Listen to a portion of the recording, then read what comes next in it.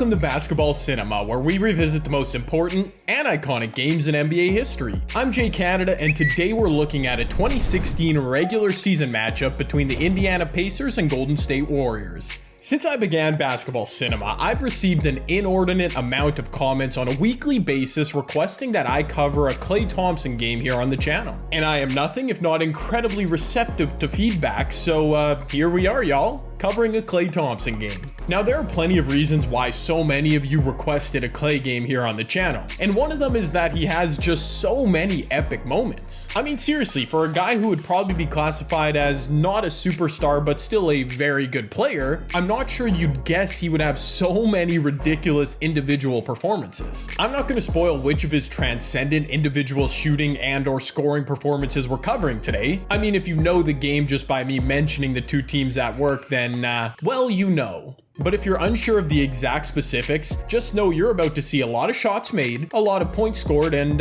you're gonna see it from one of the coolest cats to ever do it. And that brings me to the second reason I believe people have clamored to see Klay. The man is just insanely cool. Since entering the league, Klay Thompson has routinely averaged 20 a game, done so on insanely efficient perimeter shooting metrics, has become one of the league's best defenders, and has fit in perfectly alongside Steph Curry, Draymond Green, and for a time, Kevin Durant. But for me, it's always been his persona that I've absolutely vibed with more than anything. Born and raised in Los Angeles, Klay personifies California cool to me, bringing the chilled out surfer vibe to the NBA court in a way that is truly lovable by pretty much everybody. And I realize I just spewed like 4 different cliched stereotypes about people from California, but I have no regrets. I have no scientific evidence to back this claim up, it's purely anecdotal. But when the Warriors dynasty rose to prominence, naturally basketball fans outside of the Bay Area started to despise the personalities on that team. Steph Curry because he's just too darn good, Kevin Durant because he snaked OKC to join the Warriors, and Draymond because, well, do you guys have an hour to discuss all the reasons Draymond is hated? But Klay never really became a target for the haters. I mean, even LeBron stans didn't care all that much when Klay called him out in the 2016 finals. I guess his feelings just got hurt. One of the coolest characters I've ever seen is Brad Pitt in the movie Once Upon a Time in Hollywood. Hey! You're Rick f***ing Dalton. Don't you forget it. And I can totally see Klay having that exact same cool exchange with Steph. You're Steph Curry, don't you forget it.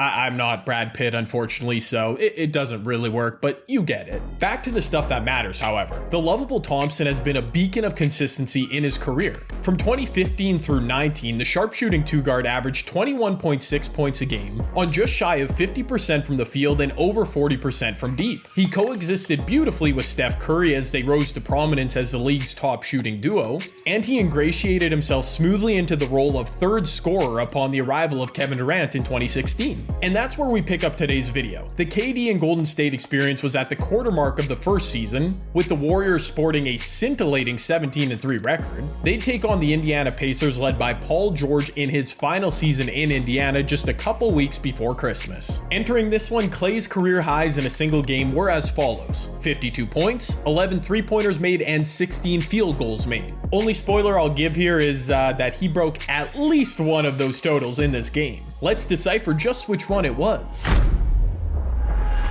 first hoop of the game was a silky smooth one-legged fader from KD over Paul George. Klay Thompson's first action of the game. Draymond gonna back down Monte for a second. Klay Thompson feet set and 3 down.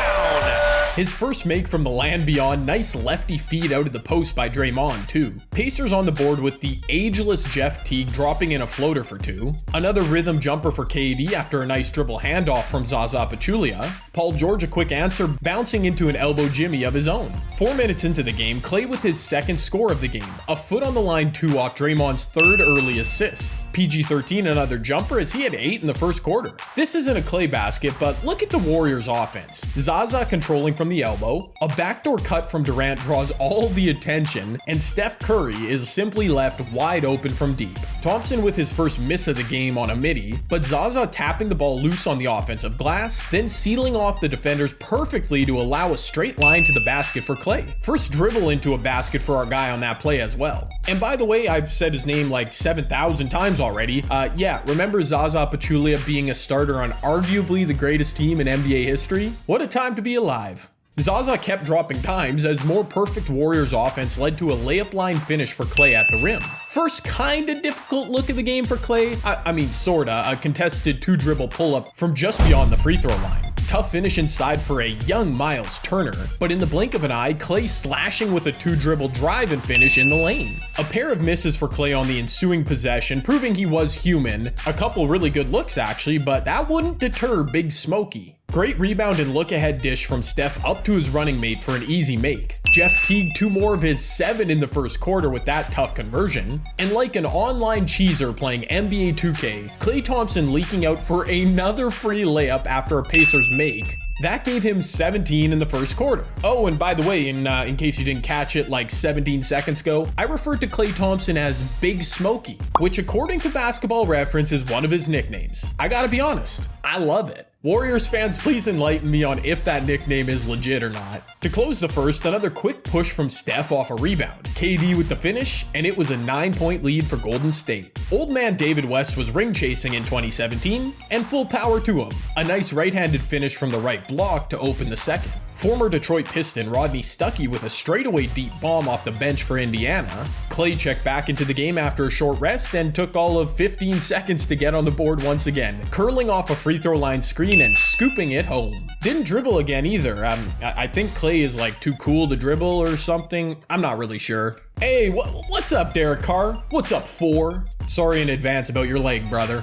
Monte Ellis bringing the Pacers back to within 7, pushing hard and finishing in semi-transition. I was pleased to notice this cool piece of basketball symmetry while watching this game. Monte Ellis was active and starting for the Indiana Pacers. Ellis would play the final season of his NBA career in 2017 with the Pacers after bouncing around both Dallas and Milwaukee's organizations. But once upon a time, the 6'3" 2-guard was drafted in the second round by these Golden State Warriors straight out of high school, and was actually a pretty prolific scorer. Despite his diminutive stature, Ellis won Most Improved Player in 2007, and would go on to average 25.5 points a game in 2010, then 24 a game in 2011. Unfortunately, his trade from the Warriors to the Bucks in 2012 was kind of a tipping point for the new era of the Warriors, but he still remains 13th all-time in Warriors franchise history for total points scored, which is pretty impressive. Impressive or not though, Monte being replaced by Klay Thompson was obviously a dub for the Dubs. He moved into a short-range corner jumper and splashed it through.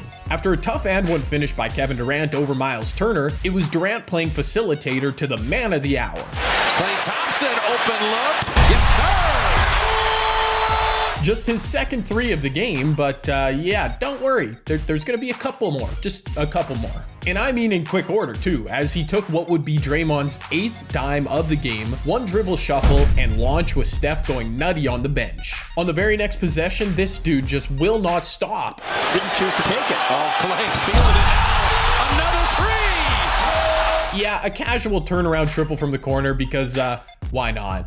Oh no, Steph, where are you going, bro? No, come back! Deep 2 from Paul George to try and stop the bleeding, but after Klay finally missed a J, he came back down attacking and getting to the free throw line. Steph made his way back from the tunnel in time and into the game where he finished with the left, then the 2-time reigning MVP taking a feed from Thompson and splashing from the corner. Feels like we haven't mentioned KD in a minute, so here he is finishing a free layup after yet another intricate Warriors offensive set that had Indiana baffled. Durant then a dime on the feed to Klay in the paint for a finish through contact. Jeff Teague made 2 free throws and we don't really care. Steph with a dirty no-look dime down low to KD for 2. Monte Ellis with a tough finish and we kinda care. Love you, Monte. Steph with an MVP-like finish to quickly answer that, and from the corner, Ellis decking Klay Thompson on the attempted 3-pointer, sending him to the line for 3. Not gonna lie, in 2021 that's most likely a flagrant foul because of the contact above the neck, and I'm not really sure how I feel about that personally. To put an exclamation point on what was, a pretty above average first half, Klay Thompson. And Wilt. And Klay has 40 in the first half.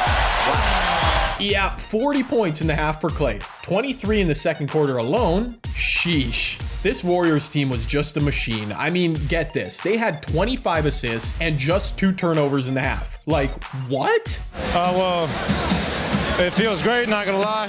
Thank you, Big Smokey. Now, conventional wisdom would lead you to believe Klay would slow down in the second half, but my guy was simply playing so stupidly good, wisdom didn't apply.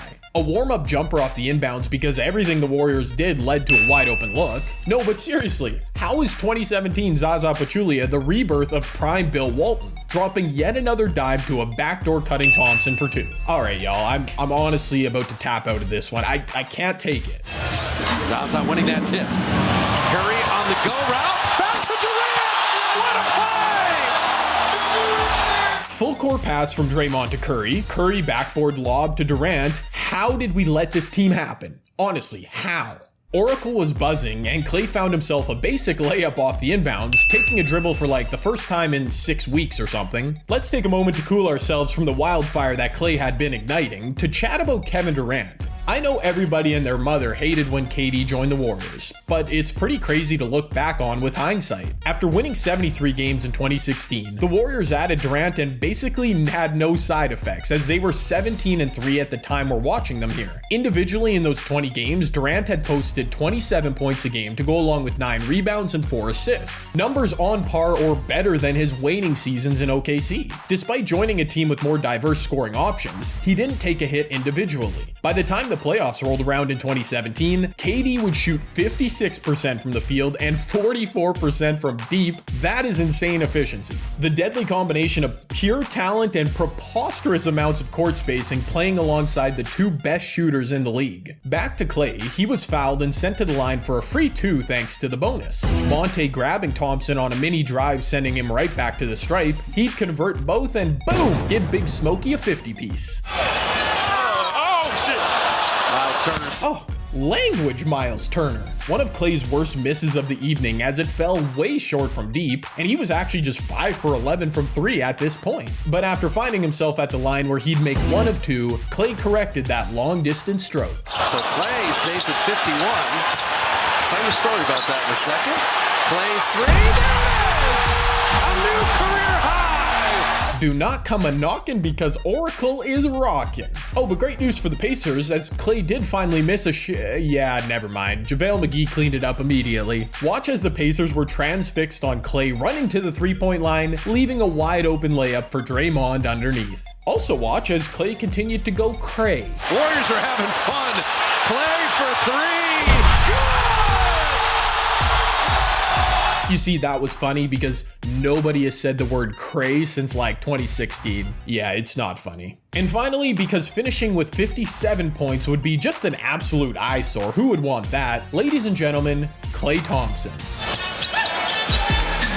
Klay corner 3.